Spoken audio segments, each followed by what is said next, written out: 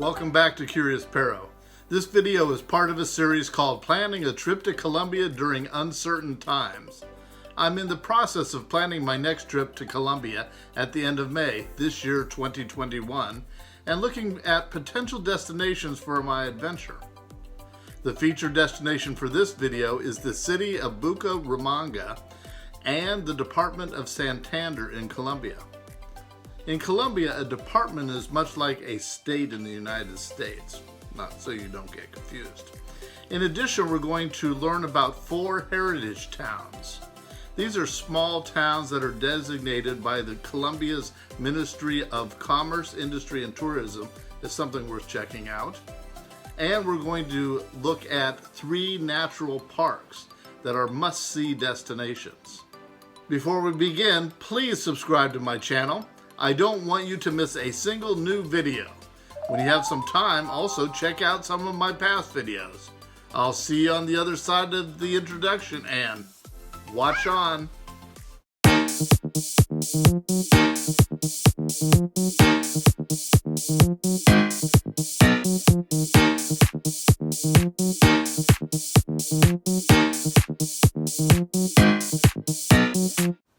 Santander is one of 32 departments in Colombia. Bucaramanga is the largest city in the department and its capital city.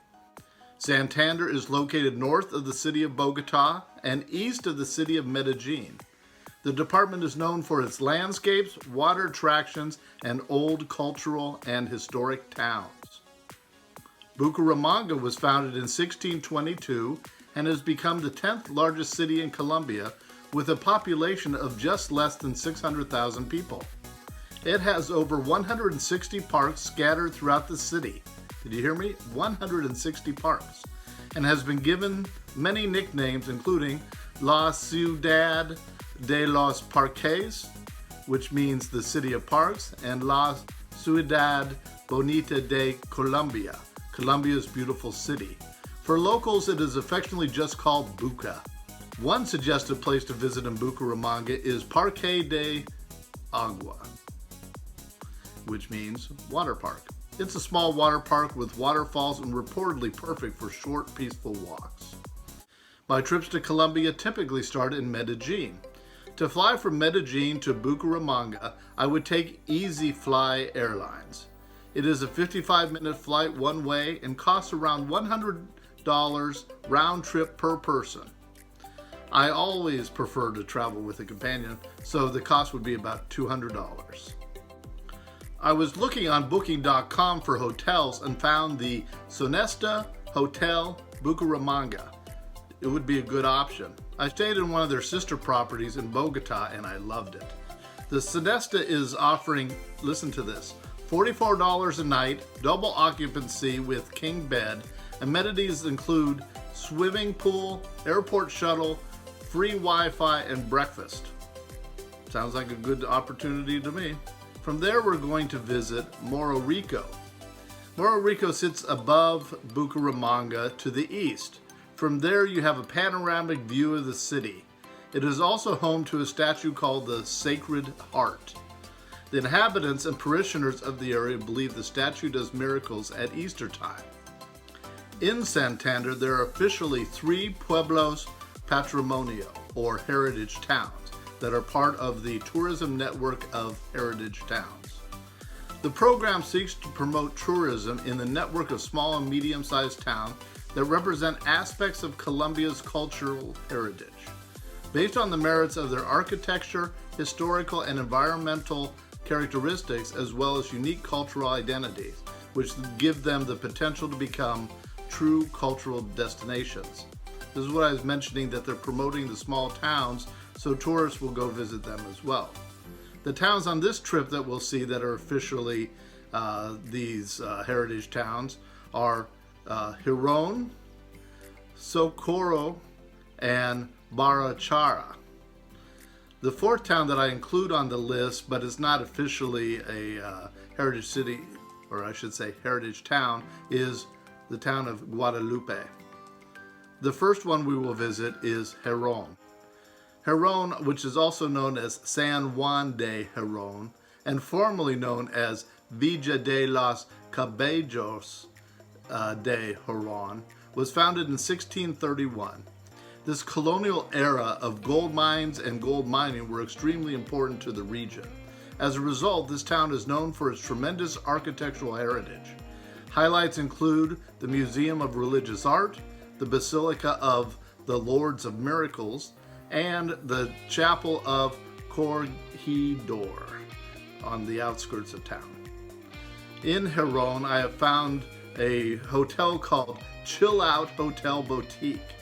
For just $54 a night double occupancy, it has king beds and includes amenities of a bar and breakfast. The next area I'd plan to go to would be Parque Nacional del Chica Mocha. The Chica Mocha National Park has a cable car, and that's what we're going to see, as well as the expanse that we can see from the cable car. It was inaugurated in January of 2009, and it opens up the entire area. The neat thing about this cable car, in addition to being able to see just tremendous views of the park, is the fact that it is like over 6 kilometers long. So you go a long way. From what I've read, the ride can take 22 minutes at maximum speed to about 30 minutes for regular speed. So we would obviously be going regular speed. After visiting the Parque Nacional del Chica Mocha, we will then head on to the small town of San Gil. San Gil has a historic center of town with steep streets that run along a river called the Fonche.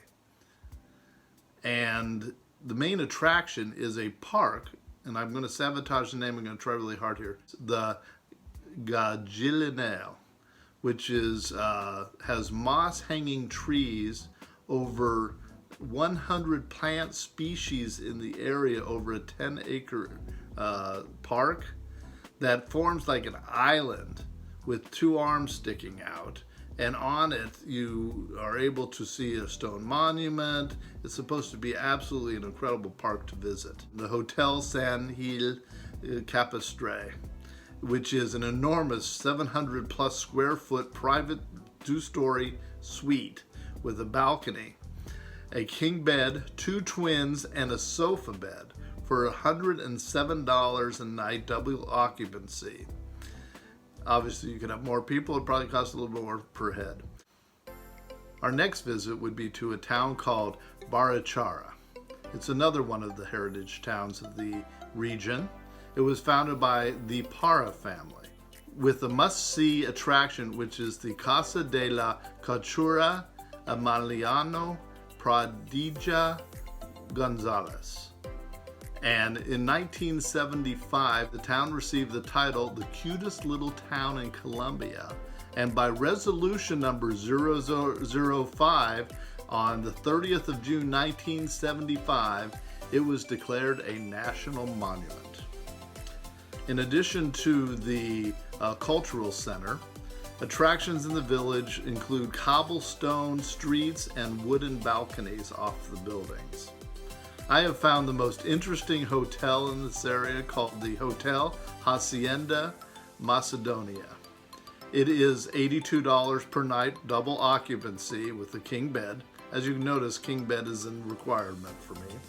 Amenities include a swimming pool, airport shuttle, though I haven't discovered what airport it goes to, free Wi-Fi, and breakfast. There is also one other distinctive feature of this hotel. The entire bathroom for the suite is outside on a secluded patio, including a shower. You can't see the shower in the picture, though. There is one feature that we may have to backtrack to go visit based on my plan, and that would be going back through the town of San Gil and going to the Juan Curry waterfall. It is a wonderful natural spot. It's only a short drive south of San Gil. It's a hidden oasis of waterfalls, jungle, canyons, fast rivers, and especially hikes and outdoor activities, because the area of San Gil is known as an adventurous area. The location is perfect for every type of traveler from what I've read. For those who are looking for short hikes in the jungle or those who enjoy taking a dip in a natural pool with the waterfall. But it's also for the adrenaline junkies, for folks who want to go crazy. I guess there's things like rappelling and other quite adventurous activities. The next heritage town we would visit is Sokuro. Sokuro is known for its uprising of its villagers against a tax collector. It was founded in 1681, and in 1711 it was given the title the Very Noble and Loyal Villa. In the main square stands monuments to two of the leaders of the uprising, Jose Antonio Galan and Antonia Santos.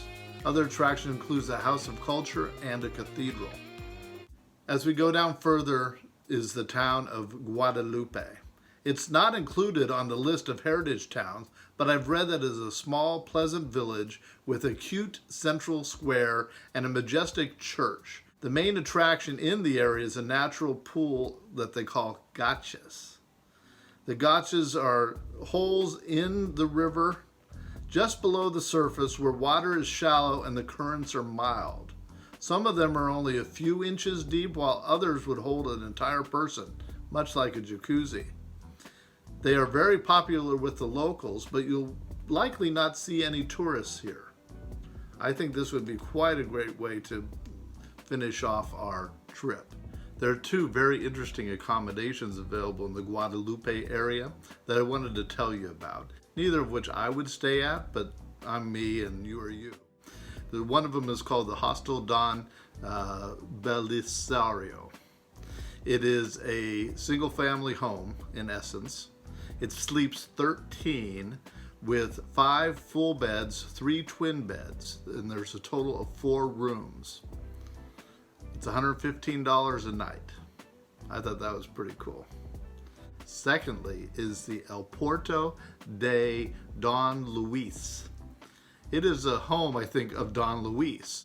And on his patio, he will allow you to stay in a tent that they have set up that have both double beds on the ground inside the tent or twins.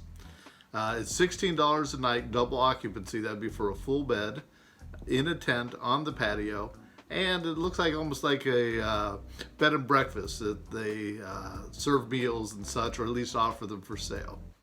Thank you for watching my video. I hope you enjoyed it. I hope it was informational to you. This is the first of many destinations that I'm going to look at before I travel to Colombia on my next trip. As I said, this is part of my video series, planning a trip to Colombia during uncertain times, and this is definitely uncertain times. One of the things that I've just recently discovered is they're doing quarantines in the major cities of Colombia on holiday weekends. And if you ever looked at the holiday schedule for Colombia, that means about every other weekend they have a 3-day weekend, and thus they have quarantine. And for a traveler such as myself, I don't know what I'm going to do to get around that. I'll see you next time.